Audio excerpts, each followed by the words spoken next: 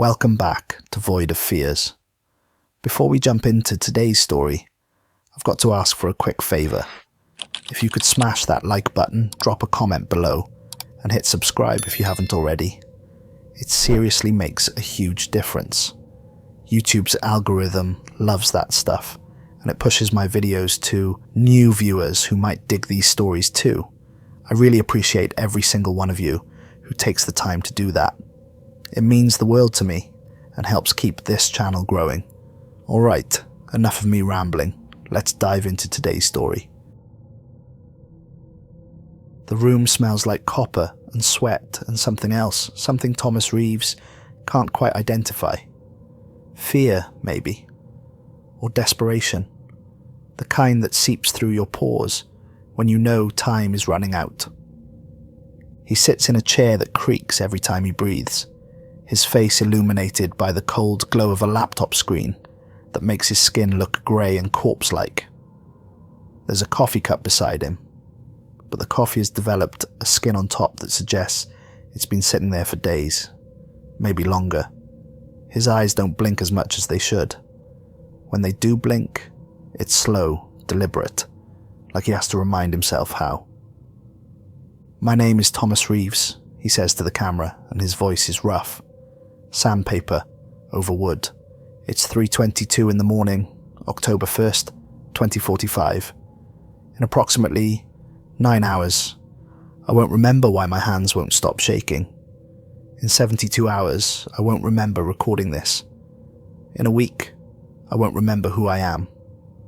So I need to tell you everything while the words still make sense. He stops, tilts his head to the side like he's listening to something only he can hear. A sound beneath sound. A frequency that lives in his bones now. Then he leans so close to the camera that his breath fogs the lens. I'm not insane. That's important. You need to understand that right now, at this exact moment. I am more clear-headed, more lucid, more mentally sharp than I have ever been in my entire life. I can tell you what I had for breakfast 6 days ago. Scrambled eggs with toast, orange juice, 2 cups of black coffee. I can recite my childhood phone number, my first girlfriend's address, the license plate number of the car I drove in college. My mind is a steel trap right now.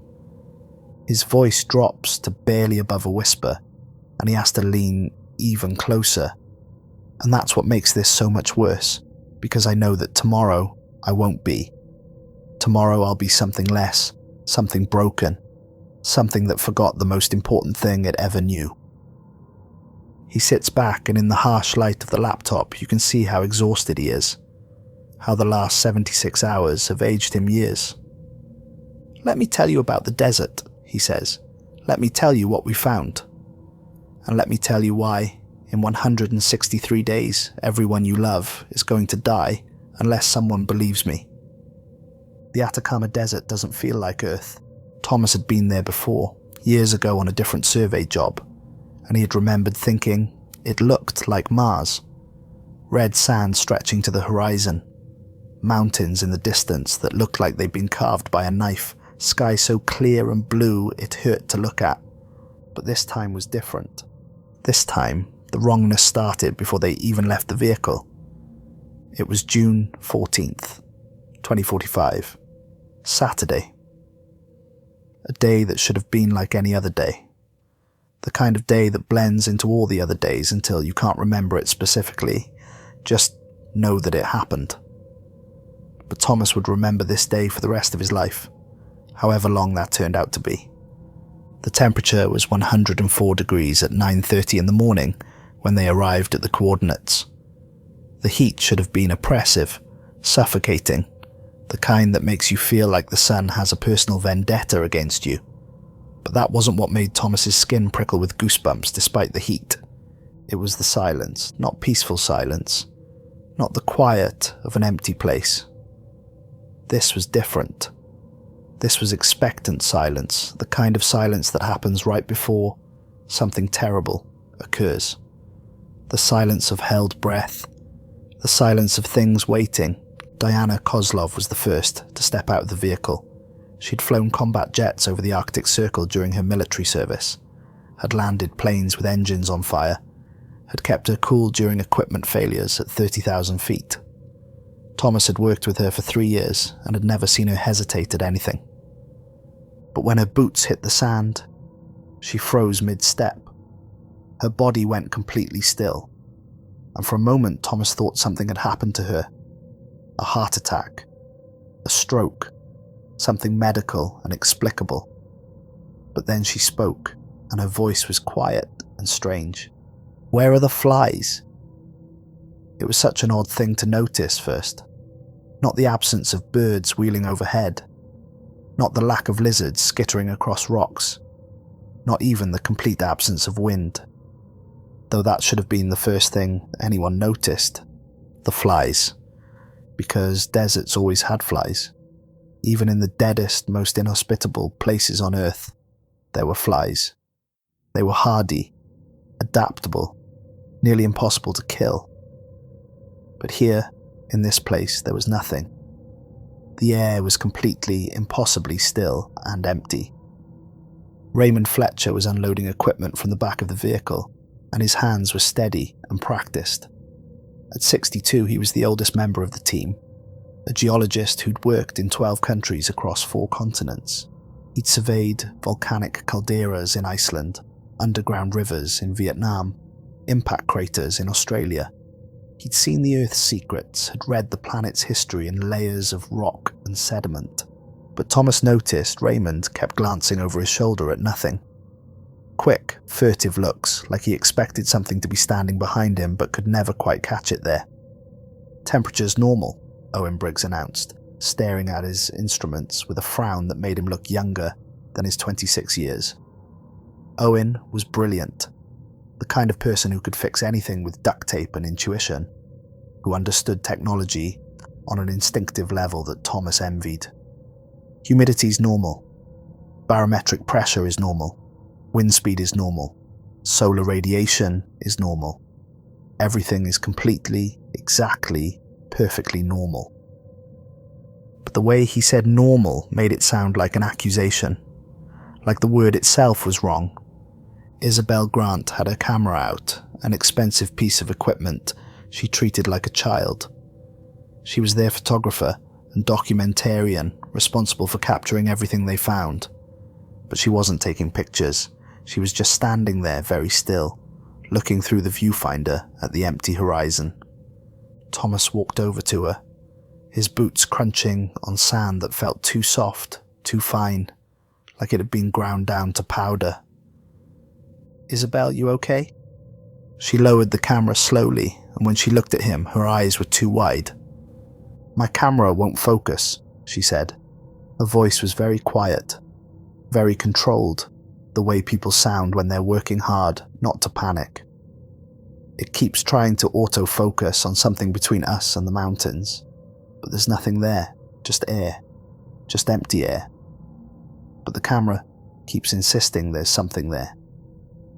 Thomas felt something cold slide down his spine despite the heat. He pulled out his own equipment, trying to ignore the feeling that was crawling up the back of his neck like cold fingers. "Let's set up the GPR and see what triggered those seismic readings," he said, forcing his voice to stay steady and professional. "Quick survey, comprehensive documentation, then we're out of here before nightfall." He said it like a promise, like they all needed to hear that they weren't staying in this place, that this was temporary, that they would leave. But even as he said it, Thomas knew it was a lie. Because part of him, some deep, primitive part that lived below conscious thought, already knew they weren't leaving. Not really, not unchanged. Raymond had the ground-penetrating radar operational within 40 minutes. He was efficient and methodical, the way he'd been efficient and methodical on 100 other survey jobs. But his hands shook slightly as he adjusted the settings, and Thomas pretended not to notice. Thomas watched the screen over Raymond's shoulder, expecting to see the usual subsurface readings. Rock strata at various depths, maybe some empty space where ancient water channels used to run. The geological mundanity of a desert that had been dead for millions of years. Instead, the display showed something that made Thomas's stomach drop and his mouth go dry. 30 feet below them, the GPR showed a structure, not a cave, not a natural formation, not anything that should exist. A structure, geometric, precise, artificial. The size of an airport terminal, maybe larger.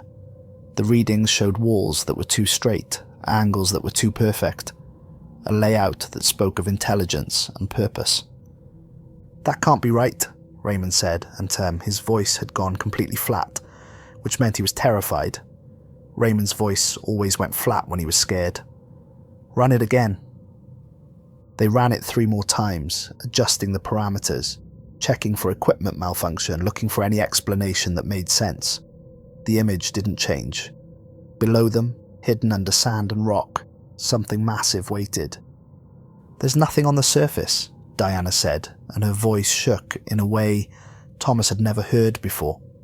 How can there be something that big underground with no entrance? No excavation marks, no access point? It doesn't make sense. "Maybe it's natural," Owen suggested, but he didn't sound convinced. He sounded like he was trying to convince himself. "Maybe it's a lava tube, or a collapsed cave system that just happens to look geometric." "For 15 million years, nothing has lived here," Raymond said quietly. "The Atacama is the oldest, driest desert on Earth. No civilization has ever existed here. No one builds cities in places that kill you." Thomas walked away from the group, needing space to think, needing distance from the fear he could see building in everyone's eyes. That's when he noticed it. The temperature. He was standing in heat that should have been unbearable, heat that should have had him sweating through his clothes within minutes. But he was comfortable, cool even. Confused, he pulled out a portable thermometer and started walking, marking a perimeter. Inside a perfect circle, roughly 50 yards in diameter, the temperature was 89 degrees. Comfortable, pleasant. Outside the circle, it was 104 degrees. The transition wasn't gradual. It was instant, like walking through an invisible curtain. "Something's controlling the temperature," Thomas called back to the others, and he could hear the tremor in his own voice. "Something down there is active. Something is using power right now." They should have left then. They should have marked the coordinates, called it in to the proper authorities, packed up their equipment and driven away as fast as their vehicle could manage. They should have returned to civilization and let someone else, someone better equipped, someone braver or more foolish, deal with whatever was buried here. But none of them suggested it. Not one person said the words, "Let's go." Instead, they just looked at each other, and some unspoken agreement passed between them. Some collective decision that felt like it came from outside themselves. They started digging. The excavation took 4 hours. Their portable equipment was meant for taking soil samples and clearing small areas for sensor placement, not archaeological digs. But they worked like people possessed. Like they couldn't stop even if they wanted to. Like something was compelling them forward. Thomas would remember those 4 hours in fragments later. The way the sand felt too soft, like it wanted to be moved. The way the sun seemed to get brighter even as it moved across the sky. The way none of them spoke except to coordinate their efforts, as if talking about anything else would break whatever spell they were under. At 2:15 p.m, Owen's shovel hit something solid. The sound it made wasn't right. Metal on metal should clang, should ring, should produce a harsh, discordant noise. This sound was soft, musical, like striking a bell that was submerged underwater. Like the metal itself was absorbing the impact rather than reflecting it. Thomas knelt in the sand and brushed away the remaining grains with his bare hands. The metal underneath was bronze-coloured, but he knew immediately it wasn't bronze. The texture was wrong, the colour was wrong, the way it reflected light was wrong. It was warm, body temperature, maybe slightly warmer. He pressed his palm flat against it and he felt the vibration. So faint it might have been his imagination. So subtle it might have been his own pulse echoing back to him. But it was there, steady, rhythmic, patient, like a heartbeat. "This isn't corroded," Isabel whispered, and Thomas realized she was standing beside him, her camera hanging forgotten around her neck. "This should be oxidized, weathered. There should be pitting, discoloration, some sign of age. This looks like it was put here yesterday." They cleared more sand, working faster now, driven by something that felt like excitement but tasted like fear. The surface was seamless, no welds, no joints, no rivets or bolts or any sign of construction. It looked grown rather than built. Organic metal, living bronze. The sun began its descent toward the horizon. Thomas checked his watch, 6:45 p.m. They'd been here for over 9 hours. The temperature was dropping the way it always did in desert climates at sunset, the heat bleeding out of the air and sand, leaving behind a chill that came on fast and hard. And the structure responded. A line appeared in the metal, not a crack, not a seam slowly opening, not anything that happened gradually or mechanically. A line that simply existed where, 1 second before, there had been nothing. It widened into a doorway without any visible mechanism, without any sound, revealing a ramp that descended into darkness that wasn't quite darkness.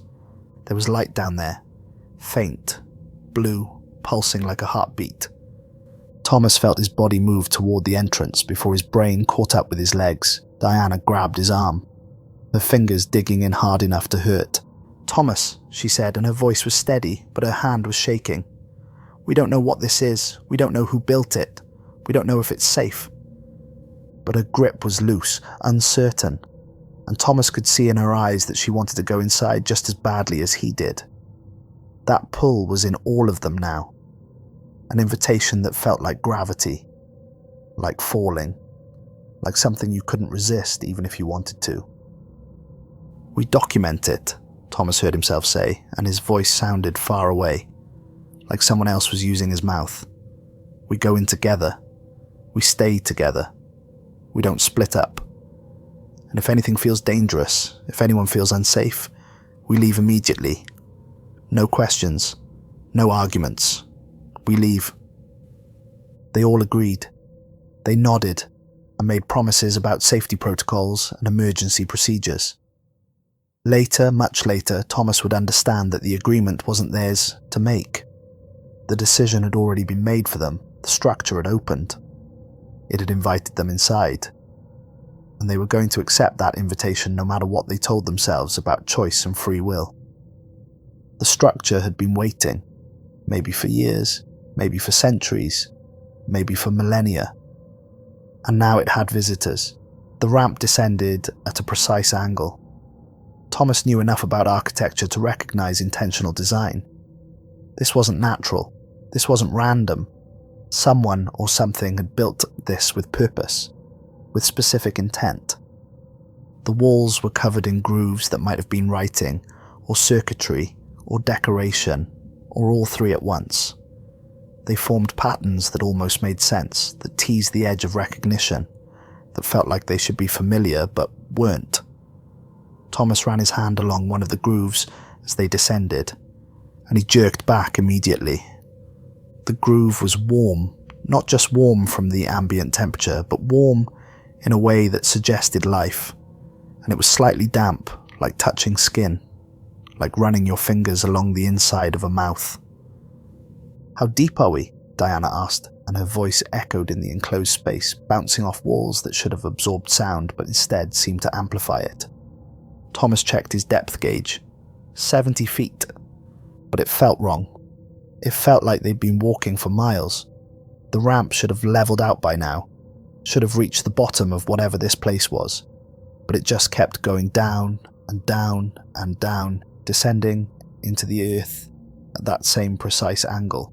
After what Thomas estimated was another 10 minutes of walking, they emerged into a chamber. And the chamber was impossible. It was so vast that their flashlights disappeared into the darkness overhead, swallowed by space that shouldn't exist. The ceiling, if there was a ceiling, was invisible.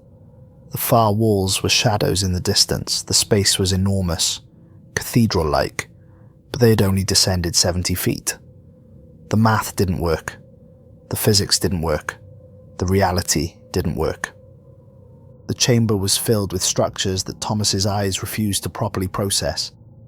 Every time he looked directly at one, his vision slid away like oil on water. His brain couldn't categorize them, couldn't file them into any mental framework he possessed. They weren't machines, though some of them might have been. They weren't sculptures, though they had an artistic quality. They weren't furniture, though some seemed to suggest the possibility of use. They were something else, something that existed in a category his mind had no words for, no concepts for, no way to understand. Some were tall and seemed to bend toward them as they passed, though they never actually moved. Others were low and sprawling and appeared to breathe, expanding and contracting in rhythm with something Thomas couldn't identify. Still, others seemed to exist in multiple places simultaneously, present in his peripheral vision, but absent when he looked directly at them. And everything, every structure, every surface, every square inch of the vast chamber was humming. Not a sound you could hear with your ears exactly. Thomas couldn't point to his eardrums and say, that's where the sound is coming from. It was deeper than that, more fundamental. He felt it in his molars, in the base of his spine, in the soft tissue behind his eyes. A vibration that had rhythm and pattern, that had meaning, language without words. This is still running, Raymond breathed, and his voice was full of wonder and terror in equal measure. Whatever this place is, whoever built it, it never turned off. It's been down here for, God, I don't know how long. Thousands of years, tens of thousands. And it's still operational, still powered, still waiting. Owen had pulled out every instrument he'd brought, and they were all giving readings that made no sense. His hands shook as he tried to make sense of the data, electromagnetic fields cycling in helical patterns that shouldn't be possible, he said, his voice rising with each word. Radiation signatures that don't match any known isotope. Gravity fluctuations that violate everything we know about physics. And the air? He held up a sensor, and his hand trembled. The air is wrong. Too much oxygen by about 3%. Too little nitrogen. And there are elements here that aren't on the periodic table. We're breathing something that isn't quite air. Something that shouldn't exist. Isabel was crying. Silent tears that she didn't seem to notice, didn't seem to care about. She wasn't taking pictures anymore. She was just standing there, staring at the impossible structures around them. "It's beautiful," she whispered. "Why is it so beautiful? Why does it hurt to look at? Why do I want to look at it forever, even though it makes my head hurt and my stomach turn and my eyes water?" Thomas understood exactly what she meant. Despite his terror, and he was terrified, his heart was hammering in his chest so hard he thought it might break his ribs. Despite every nerve in his body screaming at him to run, to get out, to escape while he still could. The chamber was beautiful in a way that felt like dying. Like seeing something humans were never supposed to see. Like standing at the edge of the universe and looking over the edge into the nothing beyond. Like touching the face of God and finding it cold and alien and utterly indifferent to your existence. It was the most beautiful thing Thomas had ever seen, and it was killing something inside him just to perceive it. They moved deeper into the structure, though Thomas couldn't have said who made the decision to continue. Maybe all of them. Maybe none of them. Maybe the structure itself, guiding them forward through means they couldn't detect. The passages curved in ways that violated geometry. They would turn left 3 times and somehow end up facing the opposite direction. They would walk for what felt like 5 minutes and cover what should have been 500 feet. The space inside the structure didn't match the space it should occupy. It was bigger on the inside, folded, layered, like origami made of reality itself. We're not in normal physics anymore. Raymond said, and his voice cracked like old glass. "This place is folded, layered, compressed. We're walking through dimensions we don't have names for. Space here doesn't mean what space means outside." They found the chamber with 5 seats by following the hum. Or maybe the hum led them there. Thomas couldn't tell anymore where his decisions ended and the structure's influence began. It was getting harder to distinguish between his own thoughts and thoughts that felt like they were being placed in his head from somewhere else. The chamber was perfectly circular, and in its center were 5 stations, arranged in a perfect pentagon. 5 seats that looked almost human-sized, though the proportions were slightly off in ways that made them uncomfortable to look at. 5 screens that activated as they approached, filling with colors that didn't exist in nature, colors that hurt to perceive, light that made Thomas's brain ache. He sat down before he consciously decided to. One moment he was standing at the entrance to the chamber, and the next he was in one of the seats, and he couldn't remember the transition between the 2 states. Like someone had edited out the middle section of his memory. The universe came apart. That's the only way Thomas could describe it later, in the brief window before the memory faded. The chamber didn't disappear. Reality didn't change. Instead, his perspective shifted violently, like he was suddenly seeing everything from a different angle, a different dimension, a different way of existing. And then he was standing on Earth. But the Earth was ending. The sky was black with ships. Not the black of night, but the black of absence, of void. Thousands of ships hanging in the atmosphere like tumors, like wounds in reality itself. They were angular and brutal, defying aerodynamics and common sense. They just hung there, motionless, and they were wrong in a way that made Thomas's eyes water and his brain rebel. Their surfaces didn't reflect light. They absorbed it, drank it, left voids in space where they existed, like someone had cut holes in the universe and these ships were the nothing that showed through. Below them, New York was dissolving.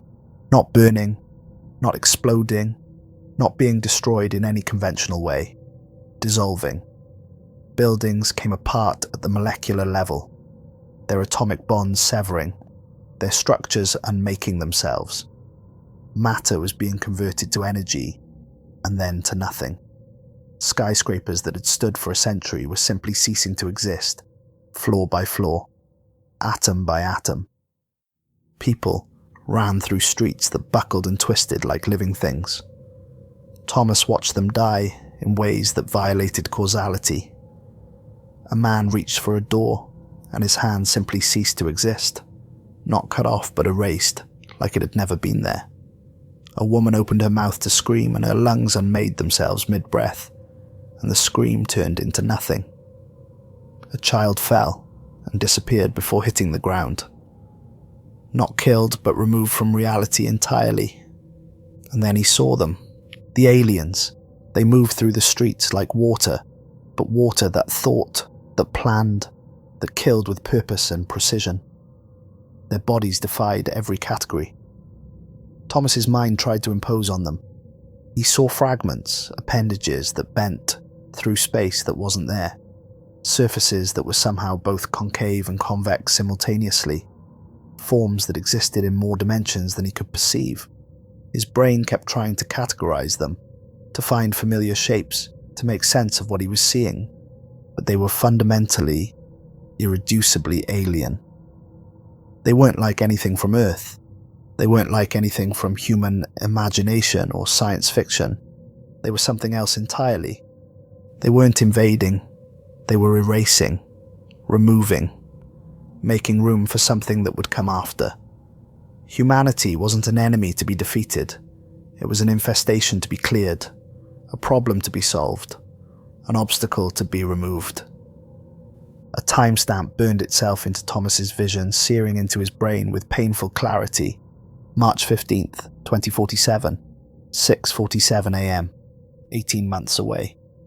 The vision accelerated, and Thomas felt his consciousness being dragged forward through time like a leaf in a hurricane.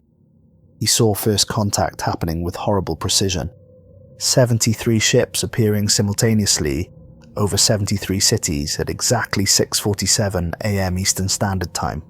The synchronization was perfect, absolute. New York, London, Beijing, Moscow, Mumbai, Tokyo, Mexico City, Sao Paulo, every major population center on Earth. They hovered for exactly 17 minutes while humanity scrambled to respond. Fighter jets launched from bases around the world. Missiles fired. Artillery. Every weapon humanity could bring to bear in that brief window. The response was immediate and overwhelming and completely, utterly meaningless. The missiles stopped in mid-air and gently floated to the ground, their propellant simply ceasing to function. Bullets ceased to exist 3 feet from the alien ships, their molecules disassembling before they could make contact. A nuclear weapon was launched from a submarine in the Pacific, and Thomas watched as the aliens caught it, held it in some kind of stasis field, and carefully, almost gently, set it back down in the ocean. The message was clear, delivered without words. Your weapons are toys. Your resistance is meaningless. You cannot hurt us. The vision jumped forward, 48 hours after first contact, and every military installation on Earth had been neutralized. Not destroyed. The aliens didn't need to destroy. They just made things irrelevant. Bases vanished. Their physical structures converted to energy. Command centers stopped existing, their matter simply unmade. Entire aircraft carriers blinked out of reality, mid-ocean. Thousands of personnel erased from existence without violence, without explosion, without any conventional means of destruction. Thomas watched millions die in the first week. Not from direct attacks. The aliens weren't interested in killing humans specifically. They died from infrastructure collapse. Power grids failed. Water treatment plants stopped functioning. Supply chains disintegrated. Hospitals went dark. Communications networks dissolved. Humanity had built a civilization that required constant maintenance, constant energy input, constant management. And the aliens had removed the ability to maintain it. They hadn't destroyed civilization. They just turned it off. The vision jumped forward again. Months compressed into seconds, time accelerating until Thomas felt like he was drowning in it. Surviving humans had gone underground, literally. Subway tunnels, sewers, natural cave systems, abandoned mines, anywhere the aliens couldn't easily reach. They fought with whatever they could scavenge. Guerrilla attacks launched from the depths of the earth. Desperate, futile strikes against an enemy that barely noticed. The resistance was an annoyance to the aliens. A mosquito buzzing around something vast and terrible and utterly indifferent. Then Thomas saw her. Diana. But not the Diana he knew. This Diana was older. 5 years older. Maybe more. Her hair was short and grey, though she was still young enough that grey hair should have been decades away. Her face was marked with scars, burns on her left cheek, a jagged line across her forehead, smaller marks that spoke of violence survived. But it was her eyes that broke Thomas's heart. They had a hardness that came from watching everyone you loved die, a coldness that came from making choices no one should have to make, a weariness that came from fighting a war you knew you couldn't win but couldn't stop fighting. She was leading a group of people through an abandoned subway tunnel, shouting orders, organizing an attack that wouldn't work, but had to be tried anyway. The resistance was more symbol than substance at this point. They fought because giving up meant accepting extinction, and humans don't accept extinction gracefully. And she was looking directly at him, not at where his body sat in the alien base, not at some camera or monitor, at him, at his consciousness, his awareness, his essential self. She could see him watching her from the past, and she was trying to communicate across time itself. Her lips moved, and Thomas heard her voice inside his skull, bypassing his ears entirely. Remember this. Tell them. You have to tell them, or everyone dies. Everyone, every person you've ever known, every person you've ever loved, every person who's ever existed. Tell them, remember. Please God, remember. And then the information hit him like a freight train made of fire and agony and absolute certainty. Coordinates flooded into his mind. 12 locations scattered across the globe, and Thomas could see them with perfect clarity.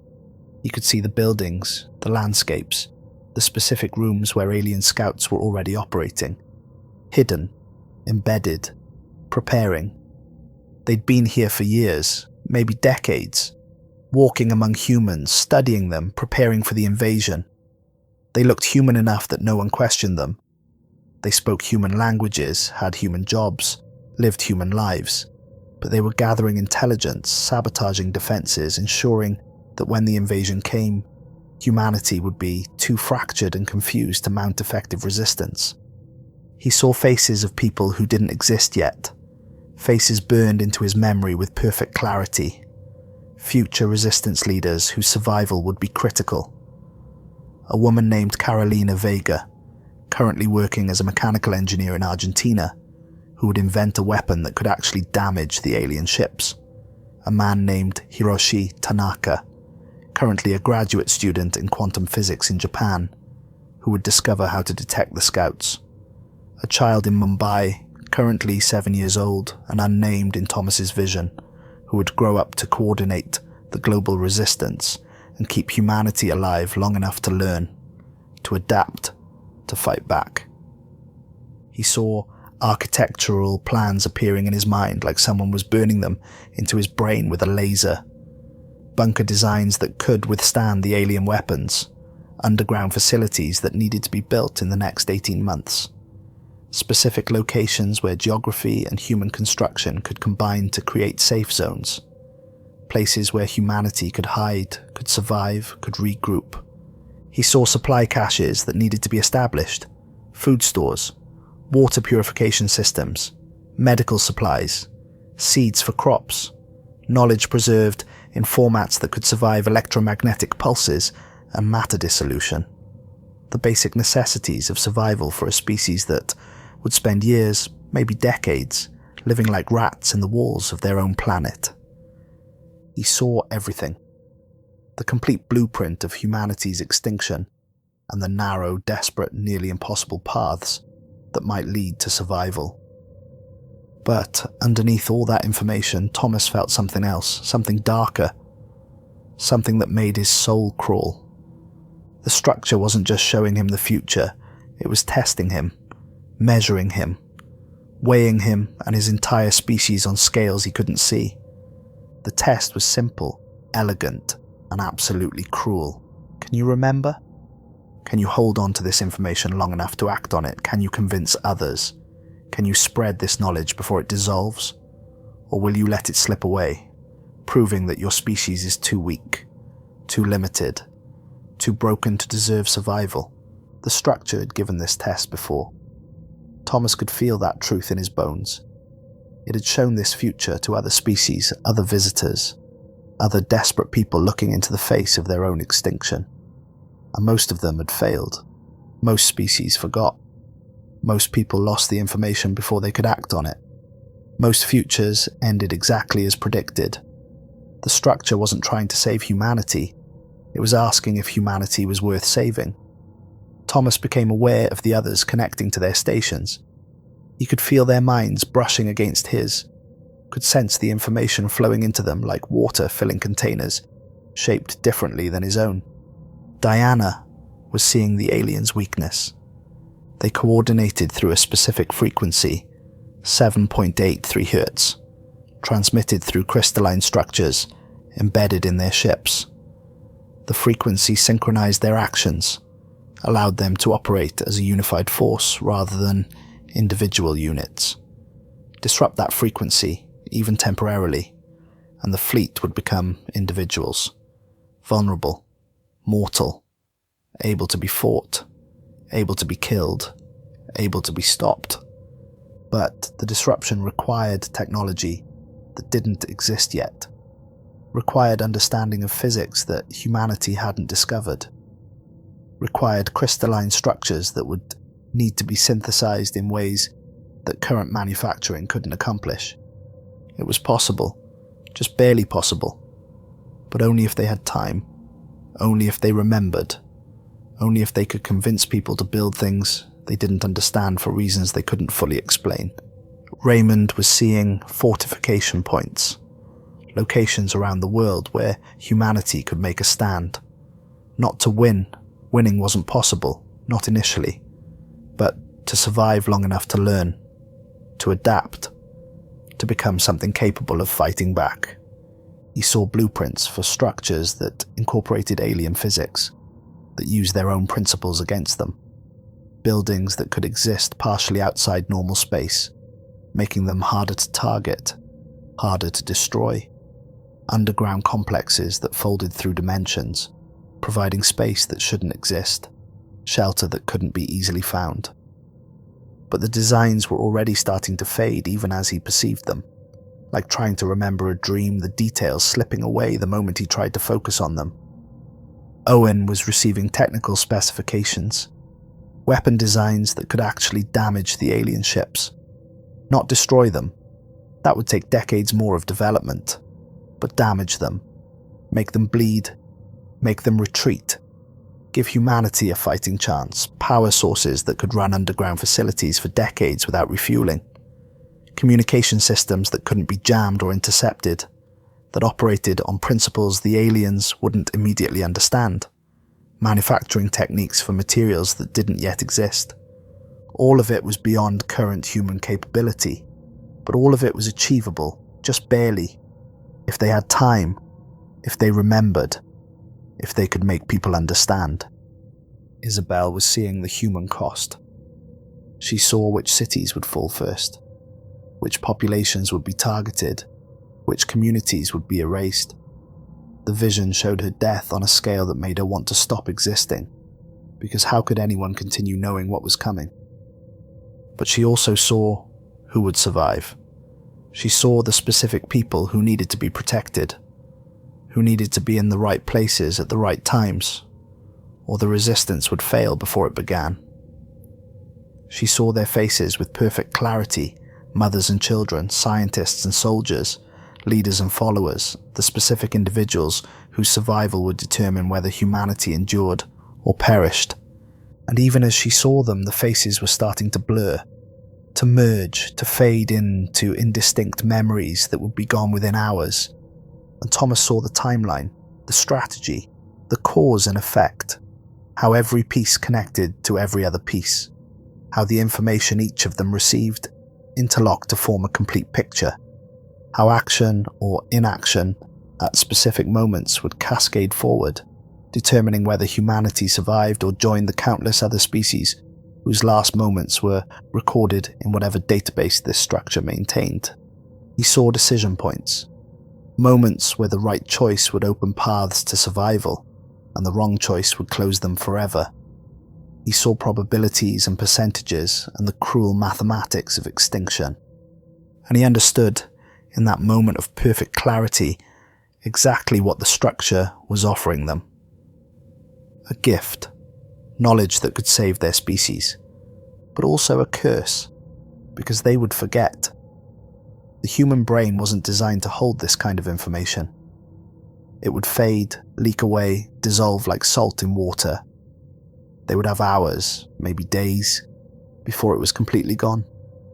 The structure wanted to see if they could act fast enough, if they could convince others quickly enough, if they could plant the seeds of survival in the brief window before their minds wiped themselves clean. It was a test, a cruel, elegant, perfectly designed test. And Thomas had the horrible, bone-deep certainty that most species failed it. The vision held him for what felt like hours, but was probably only seconds. He saw more, saw futures branching and collapsing, saw possibilities and probabilities, saw the weight of every choice that would need to be made in the next 18 months. Each decision was a fork in the road, and most of the roads led to the same place: extinction. Then, like a rubber band snapping, he was back. Thomas gasped and lurched forward in the seat, his hands gripping the armrest so hard His knuckles went white. His watch showed 11:47 p.m. Over 5 hours had passed. 5 hours that felt like 5 seconds and 5 lifetimes simultaneously. The others were still connected, still locked in their visions, and Thomas could see the physical toll it was taking. Diana's nose was bleeding, a steady stream of red running over her lips and dripping onto her shirt. Raymond was shaking violently, his whole body convulsing in the seat. Owen had bitten through his lip, blood mixing with saliva. Isabel's eyes were moving rapidly under closed lids, like she was trapped in the worst nightmare imaginable. "Wake up!" Thomas shouted, but his voice came out as a croak. His throat was raw, like he'd been screaming. Maybe he had been. "We have to go, now, wake up!" He stumbled out of his seat and his legs nearly gave out. His muscles felt like water, like they'd forgotten how to support his weight. He grabbed the edge of Diana's station to keep from falling and pulled himself towards her. "Diana!" He grabbed her shoulders and shook her. "Diana, come back, you have to come back now." She came awake with a scream that made Thomas's ears ring. Not a scream of surprise or fear, a scream of absolute anguish. The sound a mother makes when her child dies. The sound of something breaking that can never be repaired. Her hands flew to his arms, fingers digging in hard enough to leave bruises, hard enough to draw blood. "I saw it," she gasped, her eyes wide and wild, and not quite focused. "I saw all of it. I saw everyone die. I saw the cities fall. I saw the sky burn. I saw..." She stopped, her breath coming in ragged gasps. "What did it show me? Thomas, what the hell did it show us?" "Later," Thomas said, already moving toward Raymond. "We have to get everyone out. We have to leave right now." But even as he said it, he felt it happening. The information was already fading. He'd known the exact coordinates of all 12 scout locations 30 seconds ago. Now, he could only remember 9, 8. The numbers were slipping away like water through his fingers. Raymond fought them when Thomas tried to pull him out of the seat. Actually fought, thrashing and screaming, trying to get back to the vision, back to the information, back to the terrible clarity. "No, there's more. I need to see more." Raymond's voice was ragged, desperate. "The blueprints. I had complete blueprints. I can't lose them. I can't forget. Let me go back. Just 5 more minutes. Just 5 more..." "It's killing you," Diana shouted, helping Thomas restrain him. "Look at yourself. You're bleeding from your ears. We have to go." Together, they physically dragged Raymond away from his station while Owen disconnected Isabel.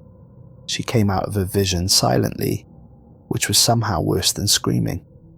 She just stared at nothing, tears streaming down her face, her lips moving soundlessly. When Owen pulled her to her feet, she finally spoke, and her voice was barely a whisper. "They're already here. The scouts. I saw where they are. I saw their faces. I saw..." She looked directly at Thomas, and her eyes were haunted. "They know we saw them. They know we're here. We have to go. We have to go right now." Owen was the last to disconnect, and he came out of it with a violent jerk, nearly falling out of his seat. Thomas caught him, steadied him, and Owen grabbed Thomas's shirt with shaking hands. "The frequency," Owen gasped. 7.83 hertz. That's how they communicate. That's their weakness. 7.83. You have to remember that. 7.83. "I've got it," Thomas said. 7.83. "I won't forget." But even as he said it, doubt crept in. Was it 7.83? Or 7.38? Or 8.73? The number was already becoming slippery in his mind, already losing its certainty. They ran, through passages that seemed to have changed while they were in the vision. The corridors felt narrower now, the walls closer, the air thicker. The blue light pulsed faster, more urgently, and Thomas had the distinct impression that the structure was responding to their escape. The humming grew louder, more insistent, and it felt angry now, disappointed. They'd been given the gift, shown the future, offered the chance to save themselves, and they were running away before the transfer was complete. Raymond was frantically writing on his arms as they ran, using a pen from his pocket to mark his skin with numbers and coordinates and fragments of information. But his hands were shaking so badly, the writing was nearly illegible, and Thomas could see him hesitating, pausing, second-guessing every mark he made. Was it 23 degrees north or 32? Raymond muttered to himself. Was it Egypt or Ethiopia? I knew this 5 minutes ago. Why can't I remember? Diana was ahead of them, leading the way, but she kept stopping and looking around in confusion. This isn't the way we came in. These corridors are different. Or am I just not remembering correctly? Did we take a left here before, or a right? The structure was messing with them, Thomas realized, changing itself, making their escape harder, testing them even now, even as they fled. They burst out of the entrance at 12:34 a.m., tumbling into the desert night like people escaping a fire. The temperature had dropped to near freezing, and their breath came in ragged white clouds. Behind them, the entrance was closing, the metal flowing back into seamlessness like water finding its level. No! Raymond broke away from the group and ran back toward the entrance, his feet slipping in the sand. We need more time, please, just a few more minutes. I'm forgetting. It's all falling apart. I can't. Owen tackled him, driving him down into the sand. They struggled, Raymond trying to crawl toward the rapidly disappearing entrance, Owen holding him back with desperate strength. It's killing us, Owen shouted in his face. Can't you feel it? That place put something in our heads, and it's eating us alive from the inside. We can't go back. We can't. The entrance sealed completely. The seam vanished, leaving only smooth bronze metal that looked like it had never been disturbed. Already sand was beginning to drift across the surface, carried by the desert wind. By dawn, there would be no evidence they'd found anything. By tomorrow, this would just be another empty patch of desert, indistinguishable from thousands of miles of empty desert surrounding it. They sat in the sand, 5 people who'd seen the end of the world, and were already forgetting how to stop it. Thomas tried to organize his thoughts, but it was like trying to hold smoke. The information was dissolving in real time. He could feel it happening, could feel details and specifics evaporating from his memory like water in the desert heat. We have to write this down, he said, his voice shaking. Right now, everything we remember. We have maybe 72 hours before it's completely gone. They tried. For 45 minutes they sat in the freezing desert night and tried to piece it together. Raymond had a notebook and they passed it around, each person writing what they could remember, while they could still remember it. But it was hopeless. The information was already fragmenting, breaking apart, losing coherence. Diana could remember faces, but not names. She described in detail the woman who would invent the weapon that could hurt the aliens. Dark hair and scar on her left hand, spoke with an Argentinian accent, but couldn't remember what her name was. Carolina something? Or was it Carolina as a last name? Raymond had coordinates but no context. He'd written down 34, 2 degree N 108, 5 degree W, but couldn't remember what was there. A scout base, a fortification point, a supply cache. The numbers meant nothing without the context, and the context was gone. Owen knew dates but not events. Something important happens on November 3rd, 2046, he said, staring at his own handwriting. But I don't know what. Something we need to do, or prevent, or... I don't know. I don't remember. Isabel had locations but couldn't remember why they mattered. Mumbai, she said. There's a child in Mumbai we need to protect. Or was it Manila? Or both? There are faces in my head, but they're fading. Like they're walking away from me and I can't make them come back. And Thomas? Thomas had the strategic overview, the big picture, the way it all fit together. Except the picture was disintegrating in his mind like a photograph left in the sun. He could see the shape of it, the outline, but the details were washing out, becoming indistinct, fading to nothing. We split up, Thomas said finally, and the words hurt to speak because he knew what they meant. They meant accepting that they couldn't save this. They meant admitting defeat before they'd even really tried. Each of us finds someone different to tell, different organizations, different people, redundancy. Even if we forget, maybe enough fragments survive. Maybe someone can put it together. What if no one believes us? Isabel asked. Her voice was small, defeated. Then humanity dies, Thomas said simply. So we make them believe, whatever it takes. They loaded into the vehicle at 1:15 a.m. The drive back to civilization took 4 hours, and every mile was agony. Thomas could feel the memories dissolving in his mind, vital information evaporating with every passing minute. Details he'd known with perfect clarity an hour ago were now vague impressions. Coordinates that had been burned into his brain were now approximate guesses. Names he could have recited without hesitation were now just out of reach, hovering at the edge of memory where he couldn't quite grasp them. By the time they reached the outskirts of Antofagasta, Thomas could barely remember what the inside of the base had looked like. The vast chamber. Had it been vast? Or had it just felt vast? The structures that defied categorization. What had they looked like? He couldn't picture them anymore. His brain refused to reconstruct them. They separated at a gas station on the edge of town. The sun was coming up, painting the sky in shades of orange and red that reminded Thomas of burning cities. He tried not to think about it. "Where will you go?" Diana asked him. "North," Thomas said. "I have contacts at DARPA, people at Northern Command, a friend who works for a congressman. I'll hit them all." "You?" "South first, then east. There's a defense contractor in Argentina I used to work with. If I can make them understand about the frequency." She trailed off.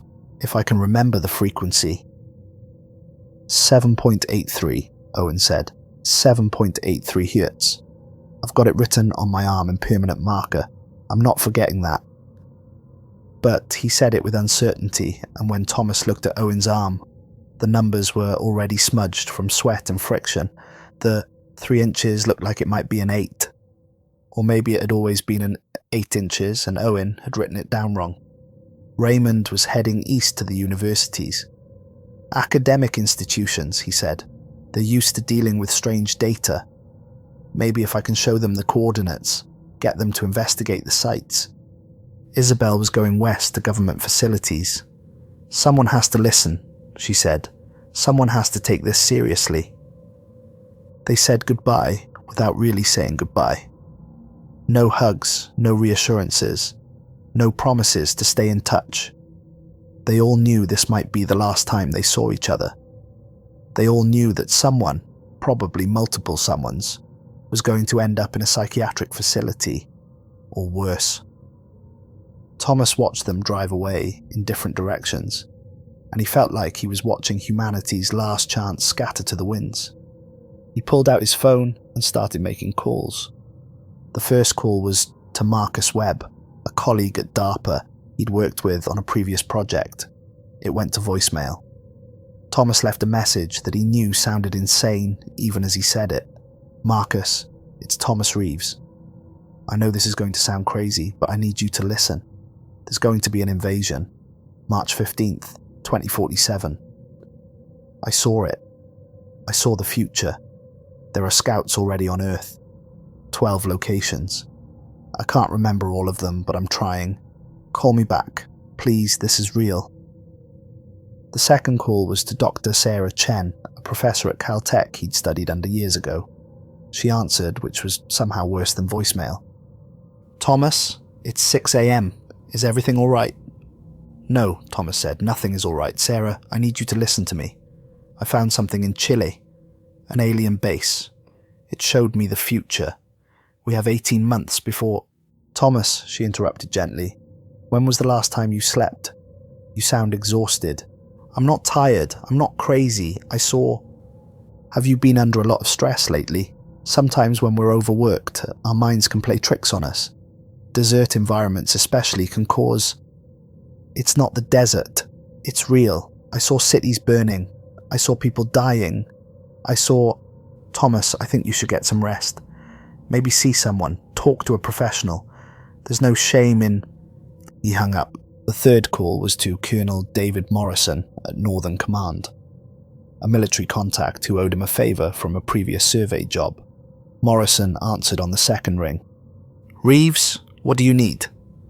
Thomas took a breath and tried to sound rational, professional, not like someone having a breakdown. "Colonel, I need to report something. My team discovered an anomaly in Chile. Underground structure, non-human origin. It contained information about a future event, an invasion." There was a long pause. "An invasion," Morrison repeated, his voice carefully neutral. "Yes, March 15th, 2047. Multiple ships, simultaneous attacks. They're already here, Colonel. Scouts preparing. I have locations, partial coordinates. If we could investigate these sites..." "Reeves," Morrison interrupted, "I'm going to ask you something, and I need you to be honest with me. When was the last time you had a psych evaluation?" Thomas felt something break inside him. "I'm not crazy." "I didn't say you were crazy, but what you're describing sounds like severe stress, maybe heat exposure. Have you been drinking enough water? Desert surveys can be..." "I know what I saw." "I'm sure you do. But what you saw and what actually happened might not be the same thing. The brain does strange things under stress. I've seen soldiers come back from deployments, convinced they'd seen things that weren't..." Thomas hung up. He made 43 calls that first day. Most went to voicemail. Of the 17 people who answered, 16 thought he was having a mental breakdown. One, a researcher named Dr. Patricia Volkov at Northern Command, listened for 5 minutes before saying, "Send me everything you have, I'll look into it." She said it in a tone that meant she wouldn't, but at least she'd pretended to take him seriously. That was something. By the end of the first day, Thomas had driven 600 miles, made dozens of calls, and sent encrypted emails to 30 different organizations. He talked to journalists, scientists, military personnel, government officials. He'd been hung up on, dismissed, patronized, and in one case, threatened with a restraining order if he called again. And through it all, the memories kept fading. By the second day, he couldn't remember what Owen's discovery had been. Something about frequency. Or was it about crystalline structures? Or both? The details were gone, leaving only vague impressions. On the second day, Thomas managed to corner Congressman Richard Hartley at a public event in Phoenix. He'd bought a ticket to a town hall meeting and waited until the congressman was walking to his car. "Congressman Hartley." Thomas jogged toward him, and immediately 2 security guards moved to intercept him. "Please, I just need 2 minutes of your time." Hartley paused, held up a hand to stop the security guards. "It's fine. What can I do for you, mister?" "Reeves, Thomas Reeves. I'm a geological surveyor, and I need to report something."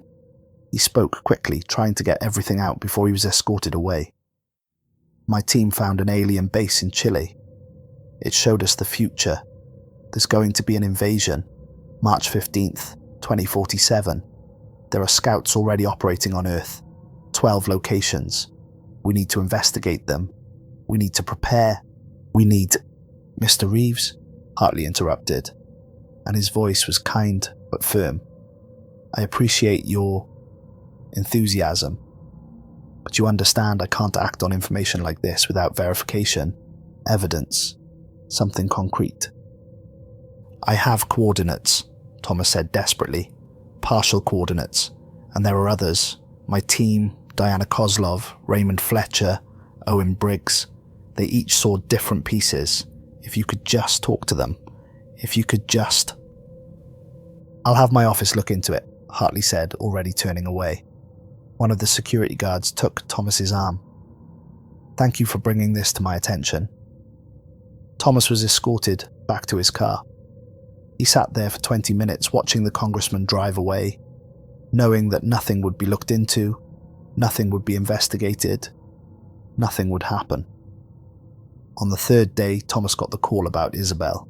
Single car accident on Highway 101, northbound just outside of San Luis Obispo.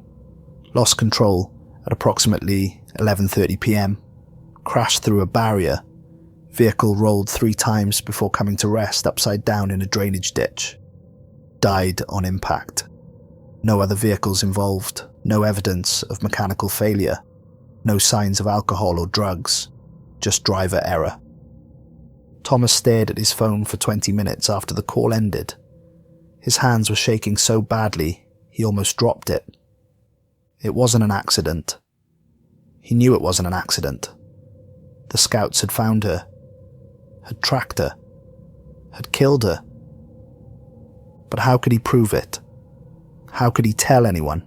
He could barely remember what they'd found, could barely reconstruct the events of 3 days ago. How could he convince anyone that Isabel had been murdered by aliens that were already on Earth when the evidence said it was just an accident? He called Diana, left a message when she didn't answer. They found her. They know what we saw. Be careful, please God, be careful. Diana called back 6 hours later. Her voice was strained, exhausted. I reached someone, she said. Defense contractor I used to work with. Guy named Rodriguez. I gave him the frequency information. Told him it was critical. Told him we needed to develop technology to disrupt it. What frequency? Thomas asked. There was a long pause. 7.83, Diana said, but she said it uncertainly. Or 8.73? Thomas, I wrote it down. I know I wrote it down. But when I look at my notes now, I can't read my own handwriting. The numbers are smudged. I think it's 7.83. I'm almost sure. But what if I'm wrong? What if I gave him the wrong number? It's okay, Thomas said, trying to sound confident, even though his own certainty was crumbling. Even if the number's a little off, maybe they can figure it out. Maybe they can... He didn't believe me, Diana interrupted. Rodriguez. I could hear it in his voice. He took the information because we used to be friends, but he thinks I'm having a breakdown. He's probably already deleted everything I sent him. Thomas didn't know what to say. What could he say? He was having the same experience. No one believed. No one listened. No one took them seriously. How much do you remember? He asked finally. Another long pause. Fragments, Diana said, and her voice broke. Just fragments. I remember seeing the future. I remember how scared I was. I remember faces of people I'll never meet. But the details, Thomas, they're gone. It's like trying to remember a dream. The harder I try to hold on to it, the faster it slips away. I know, Thomas said, I know. I saw myself, Diana continued, and now she was crying. In the future, I was older, harder. I was leading people through tunnels, fighting, surviving, and I was looking at me, at the me now, and I was begging myself to remember. And I'm trying, God, I'm trying so hard, but I'm forgetting anyway. We're all trying, Thomas said. Raymond's hitting up universities. Owen's working on something, I think. We're all trying. It's not enough, Diana whispered. We saw the end of the world, and we can't even remember it clearly enough to save anyone. After they hung up, Thomas sat in his car and tried to remember. Really remember. Not just the vague impressions and fragmentary images, but the actual details. The specific things he'd seen. He couldn't.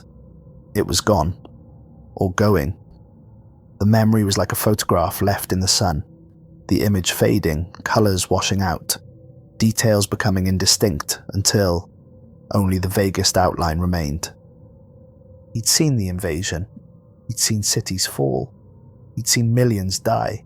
He'd seen humanity fighting and losing and surviving in the cracks of their own ruined civilization. But he couldn't remember the specifics. Couldn't remember the timeline. Couldn't remember the strategic details that might make the difference between survival and extinction. All he had left were fragments, impressions, the emotional truth without the factual details to back it up. Raymond called on the 4th day. I got to MIT, he said. His voice sounded hollow, defeated. Talked to Professor Hernandez, gave him the coordinates I still have, told him about the base, about what we saw. What did he say?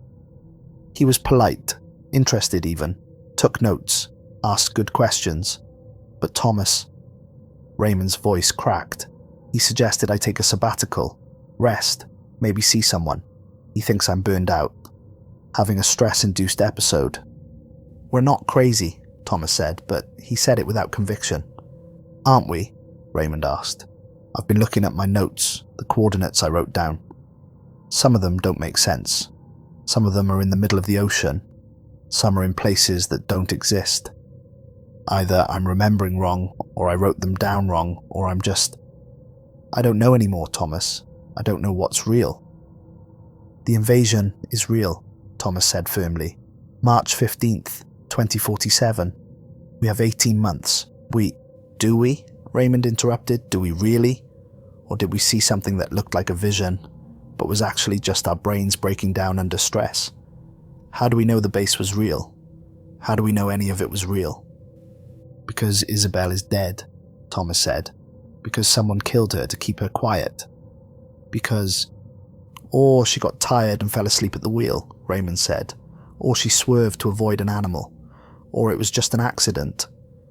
We want there to be a conspiracy because it makes the story make sense. But what if there's no conspiracy? What if we're just 5 people who had a shared psychotic episode in the desert? I don't believe that, Thomas said. I don't want to believe it either, Raymond said. But I'm looking at my office walls right now.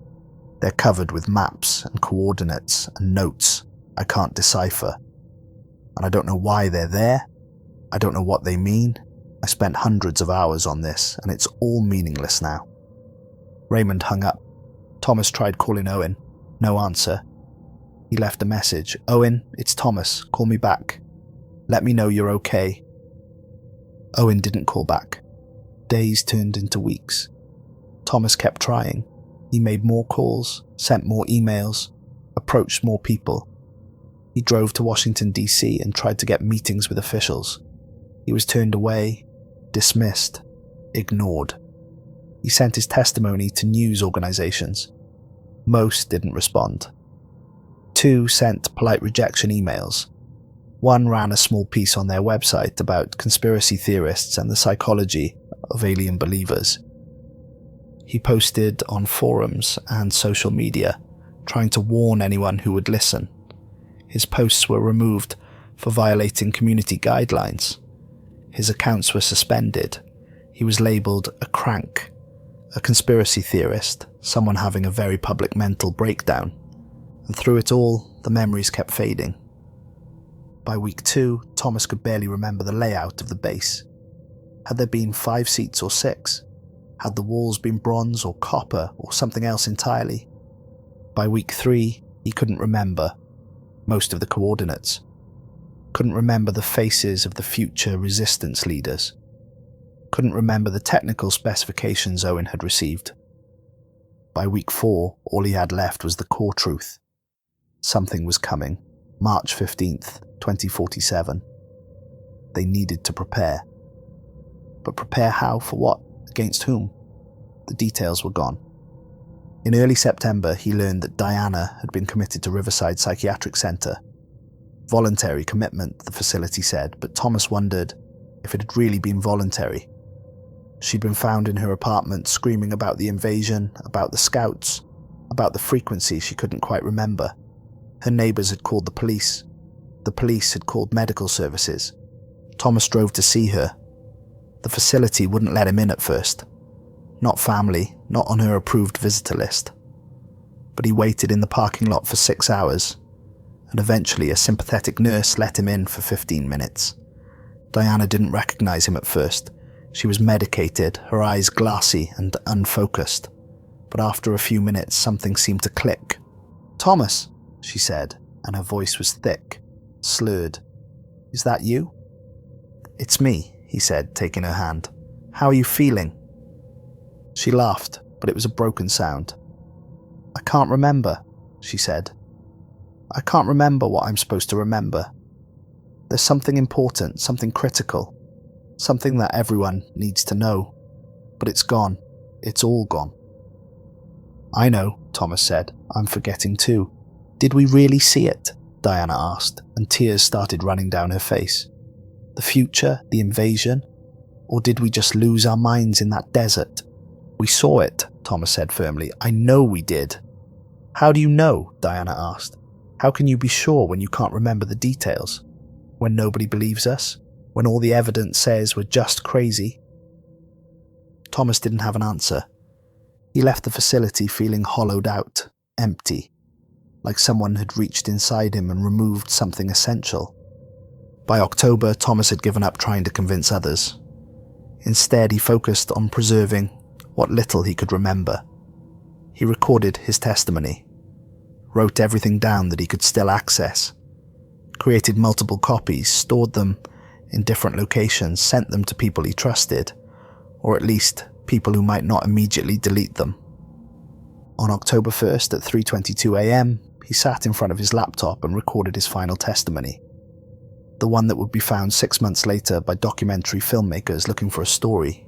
He said everything he could remember, every fragment, every impression, every piece of the puzzle that hadn't yet dissolved. And then he waited to forget. 3 days after recording his testimony, Thomas was found wandering in downtown Phoenix. He had no identification, no wallet, no phone. He couldn't remember where he lived, where his car was parked, or how he'd gotten there.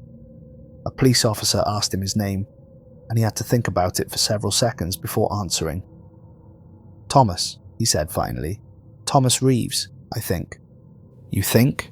The officer asked. I'm not sure, Thomas said. Is that my name? That sounds right, but I can't remember. They took him to a hospital, ran tests. Everything came back normal. Physically, he was healthy. No signs of drug use, no head trauma, no medical explanation for his condition. Mentally, there were gaps. Large sections of 2045 were simply gone, erased as completely as if they'd never existed. He could remember his childhood, his education, his career. But everything from June to September was blank. White noise, empty space where memories should have been. A psychiatrist diagnosed him with dissociative amnesia, likely stress-induced.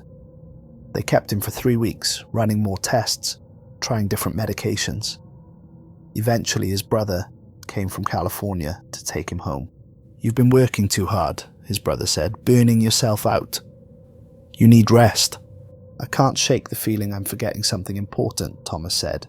You're just stressed. You'll feel better after you get some rest. But Thomas didn't feel better. Even after the medical professionals cleared him, even after he returned to work, even after life went back to normal, he couldn't shake the feeling that something terrible was coming. He didn't know what. He didn't know when. He didn't know how to prepare. But the fear was there, constant and unshakable. Like a shadow he couldn't quite see, but could always feel. The documentary crew tracked down all the survivors 6 months after Thomas's testimony was recorded. Diana Kozlov was still at Riverside Psychiatric Center, working on a jigsaw puzzle in the common room. She was calm, medicated, at peace. When they asked if she remembered Thomas Reeves, she frowned and shook her head. I don't think so. Is he a doctor here? They showed her the photograph from the expedition. 5 people standing by a survey vehicle in the desert, squinting against the sun. Diana studied it for a long time. Her hands started to shake. This is me, she said, pointing to herself in the image. I recognize my jacket, but I don't remember this day. I don't remember these people. I don't remember. She trailed off and her calm expression started to crack. Why don't I remember? What are you afraid of? The interviewer asked gently. Diana's hands gripped the table so hard, her knuckles turned white. Her breathing quickened. Her eyes went wide. March, she whispered. Something about March. Every year when March comes, I can't sleep. I can't eat. I can't breathe. My heart races. I wake up screaming. The doctors say it's anxiety, but it feels like more than that. It feels like I'm supposed to remember something. Something important. Something that matters more than anything else in the world. But I can't. I can't remember. She looked at the interviewer with desperate eyes. What was I supposed to remember? The interviewer had no answer. Raymond Fletcher was easier to find. He'd returned to teaching geology at Northern Arizona University, and he agreed to an on-camera interview in his office. His office was a disaster. Every wall was covered with maps, star charts, topographical surveys, pages and pages of coordinates written in increasingly frantic handwriting. String connecting different points, creating complex patterns that looked like conspiracy theory boards in movies. Research project, Raymond explained when he noticed the crew staring. I started it about 6 months ago. Can't really explain what it's for now.